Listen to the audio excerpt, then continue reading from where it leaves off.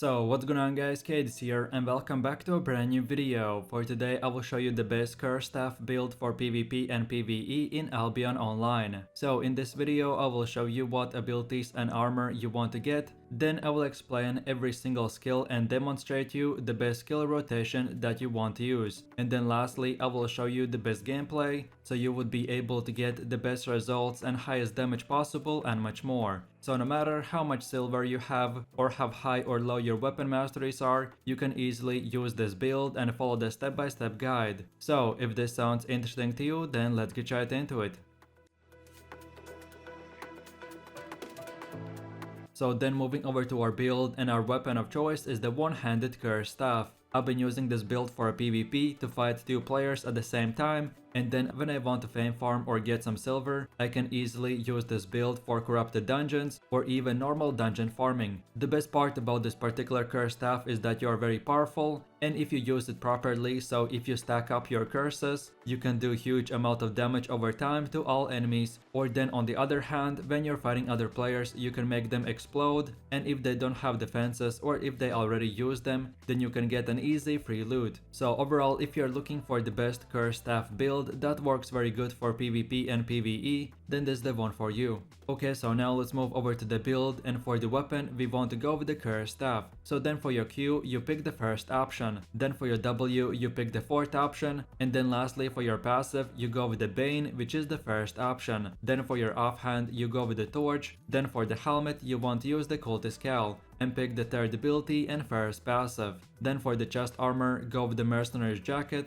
and pick the third ability and first passive. Then for the boots go with the soldier boots and choose the third ability and second passive. Then for your cape you pick the Tether cape, and then lastly for your consumables you want to go with the poison potions and beef stew. Then for your alternatives, if you are specifically doing solo dungeon farming, then instead of the stew you want to use the cabbage soups. And then for your helmet you could switch from the cultist cowl to the mage cowl and pick the third ability and first passive. And of course, this should be self-explanatory, but you can use this build starting from flat 4 gear and of course up to tier 8. My recommendation for PvP is to bring the best potions that you can get, but then for PvE, so that means fame farming, bring only tier 4 poison potions, but a lot of them. Usually in 30 minutes you can spend up to 30 potions, so depending for how long you're planning to grind without coming back to the city, then bring that many potions. So now let's go over to the gameplay, where I'll show you the best way to play this build and how to get out your abilities the best possible results. So for the first Q ability we have the Vile Curse, and this spell you will want to basically spam as much as possible, because it has very low cooldown and each time you hit an enemy it will do damage. The enemy will take a curse which will be removing HP for the next 8 seconds, and then on top of all this you will apply one Vile Curse stack each attack, so you can stack it up to 4 times, which then we will use for our E ability. So then for the second skill we have the Grudge, and this ability will enhance your normal attacks for the next 10 seconds by giving you better and longer curses that you can apply to the enemy, and you can stack this Grudge effect up to 6 times. And as well you can put this buff on yourself by holding Alt plus W. Or for group content you can select a teammate and then activate this buff. So then taking a closer look at the third ability, which is called the Dead Curse, and this ability is basically like a huge curse that you can apply, and after 5 seconds this curse will explode, and depending on how many stacks you have,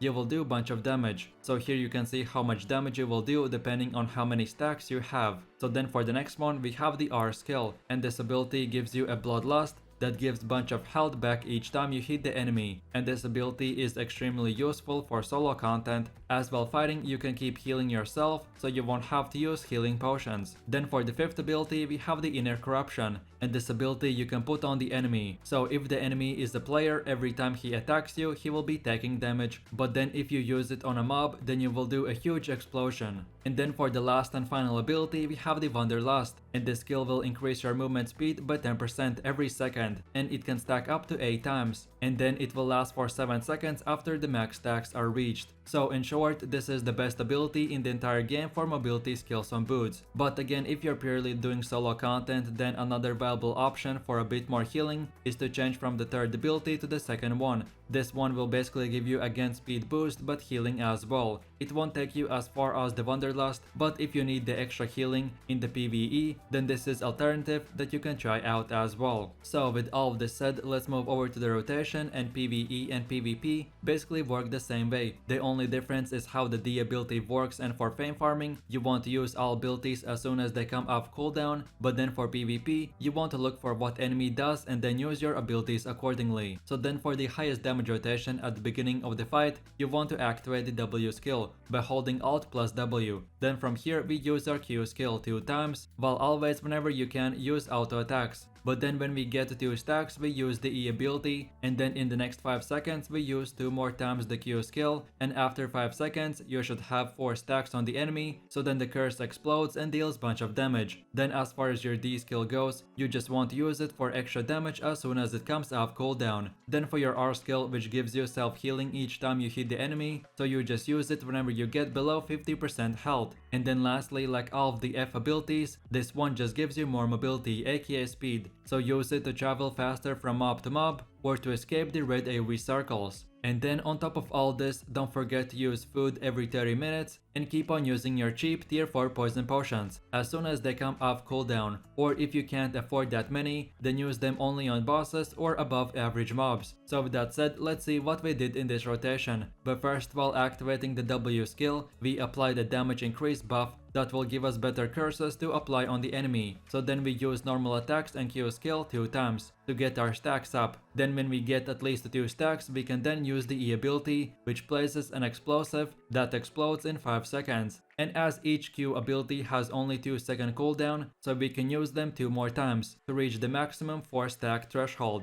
and then deal the highest damage possible. Then for just extra damage, we use the D skill, and then the R and F are just simple defensive abilities, and that's about it. So now in my last and final conclusions, I want to explain a few tips and give you a quick summary of this build. So this curse staff setup relies a lot on you hitting the enemies with the curses and then applying the explosive on the enemy. So for PvE, which is fame farming, keep on always at least hitting once each enemy, so this way every target will be taking curse damage over time. The one downside of this build is the lack of AoE damage, so we focus on applying the curses to all enemies, then hitting one specific enemy, and then when we finish him off, we rinse and repeat. Then for PvP, everything is always more complicated and takes more time to practice, but the same principle applies, that you put curses and stacks, and then you put the explosive skill when the enemy is weak. With my build guides, my objective is to give you the best build that works for PvP and PvE, and just by using all the same gear, you can use it for any type of content you want, so this way all of your specialization and fame is leveled in this one gear, so you can be as powerful as possible. So with that said, if you're looking for the most fun and highest damage curse staff build in Albion Online,